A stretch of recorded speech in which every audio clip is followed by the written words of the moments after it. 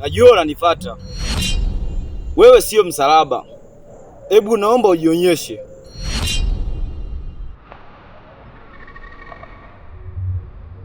Najua umekuja hapa kijijini kwa sababu. Tafadhali naomba uniambie unalolijua kuhusu mimi. Kila siku nimekuwa nikiota ndoto kuhusu wewe. Najua siri ya kifo chako.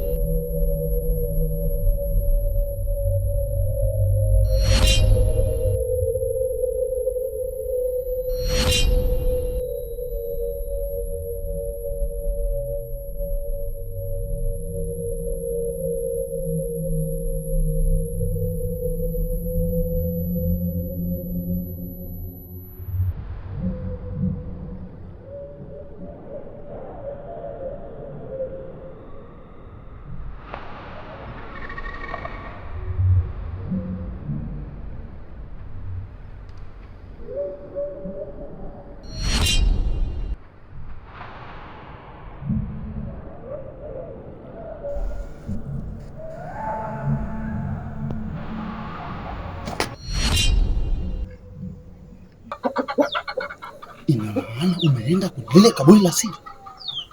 Nimeshindwa kuvumilia. Kila siku nikilala naota ananiita. Kila siku nikilala naota ananiita. Ndani! Ndani!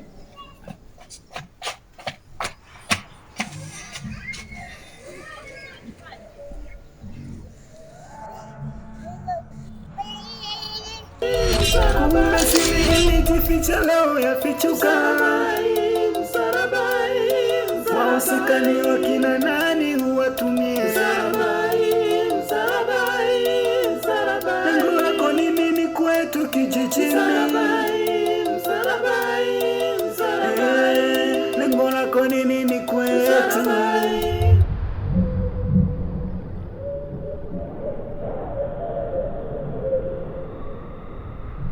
Najua unanifuata. Wewe sio msalaba. Hebu naomba ujionyeshe.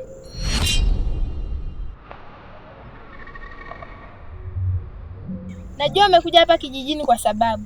Tafadhali naomba uniambie unalolijua kuhusu mimi. Kila siku nimekuwa nikiota ndoto kuhusu wewe. Najua siri ya kifo chako.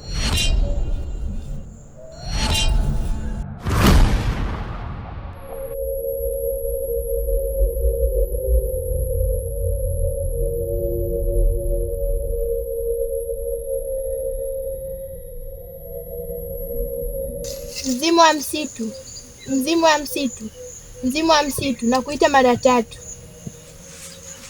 Nashukuru sana kwa kuniweka hai ndani ya msalaba. Naomba niwafuate huko huko kijijini. Najua una hasira sana juu ya waliokuwa, lakini kisasi chako kisije kikaasiliwa na mapenzi.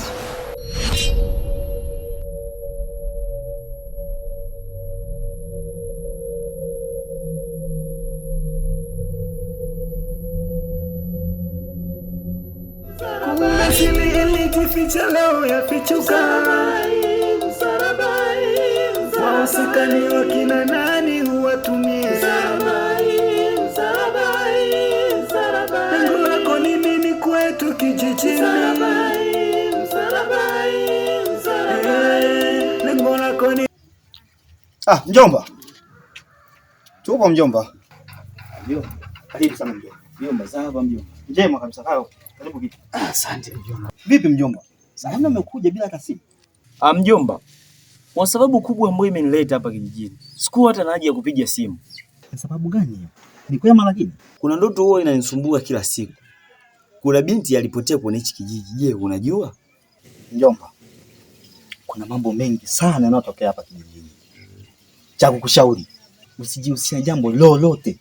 Uncle, siwezi kujihusisha na jambo lolote hapa kijijini. Ila kuna damu ya mtu inanilia itoke alizini.